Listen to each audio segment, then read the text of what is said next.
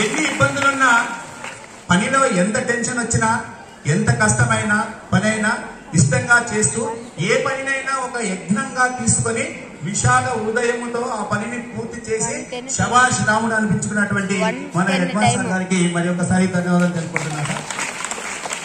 ఈ వయసులో కూడా 50 సంవత్సరాలు చివరిన 50 సంవత్సరాలు మీరు ఏదైనా అడగండి 50 సంవత్సరాలు సార్ నా పలానా వాళ్ళు బై విత్తుగా చెప్తారు. సార్ వాళ్ళ ఫ్రెండ్స్ కానీ వాళ్ళ టీచర్స్ కానీ 50 సంవత్సరాలు మెమొరీ పవర్ తో ఉపాధ్యాయులతో పంచుకుంటూ మన పాఠశాలకు బంగారు బాట వేస్తూ ఎంత పెద్ద పనినైనా బడి పంటులతో కలిసి మెలసి మనమందరం ఒకటే అంటూ ఎందరో అభిమానవంతులను సంపాదించుకున్నటువంటి మన సార్ గారికి కృతజ్ఞతలు తెలుపుకుంటున్నాం సార్.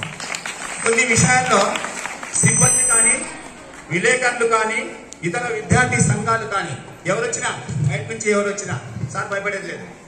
సార్ వచ్చిన తర్వాత విలేకరులు చాలా మంది వచ్చారు, చాలా భయపడించారు విలేకరులు వచ్చి అది చేస్తా ఇది చేస్తా మీకు డబ్బులు ఇవ్వండి సార్, డబ్బులు లేకపోతే మీకు పేపర్లో వేపిస్తానన్నాడు. సార్ ఒకటే మాట అన్నాను, ఇక్కడ హెడ్ మాస్టర్ రాకపోవడానికి కారణం ఏంటంటే మీలాంటి వేదవలే ఇక్కడ వస్తున్నారు, డబ్బుల కోసం వస్తున్నారు కాబట్టి హెడ్ మాస్టర్లు ఎవరు ఉండడం లేదు, నేను ఇవ్వను పోండి అన్నాడు. నేను ఈ రోజైనా నా ఎదురుగా చెప్పాడు, నేను ఈ రోజైనా ఖచ్చితంగా రాజీనామా చేస్తా కానీ మిమ్మల్ని నేను ఎంకరేజ్ చేయను అని. ప్రతి విషయంలో సార్ వింటూ ఉంటాను కాబట్టి నాకు తెలుస్తూ ఉంటుంది. సో వాళ్లకు విలేకరులకు కానీ ఇతర సంఘాలకు కానీ ఎలా ఉంటాడంటే చిక్కడు దొరకడుగా ఉంటూ అవసరమైతే ఒకే ఒక్కడుగా వారితో పోరాటం చేసి విజేత గారించి మీరు నిలిచేటువంటి సుప్రీం సార్, మీరు ఈ స్కూల్కి సుప్రీంగా వచ్చారు, మీరు చాలా సుప్రీం సార్ అనిపించుకుంటున్నారు. ఏ పాఠశాల నాకు ఆల్మోస్ట్ బయట చాలా మంది టౌన్లో ఉంటుంది కాబట్టి చాలా మంది నా ఫ్రెండ్స్ తెలిసినారు, ఇక్కడికి వచ్చారు చాలా మంది. వాళ్ళు ఏ పాఠశాల ఇన్స్పెక్షన్కి వెళ్తే ఎక్కడ టీచర్ని అడగారు సార్, ఏ టీచర్ని అడగారు సార్. సార్ అడిగేది ఎవరిని అడుగుతారో తెలుసా, పిల్లల్ని మాత్రమే అడుగుతారు.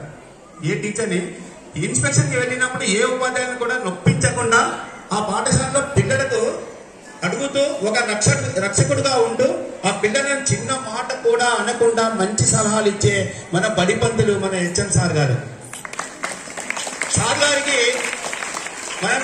మనకు నచ్చనిది ఏదైనా అడిగినాం అనుకోండి, మనం ఏదైనా సార్ గారికి నచ్చనిది అడిగితే ఆ ఒక్కటి మాత్రం అడగొద్దండి, మీరు మిగతా ఏదైనా అడగండి నేను చేస్తానని ముక్కుసూటిగా చెప్పేటువంటి ఆల్రౌండర్ మన హెడ్ మాస్టర్ సార్ గారు.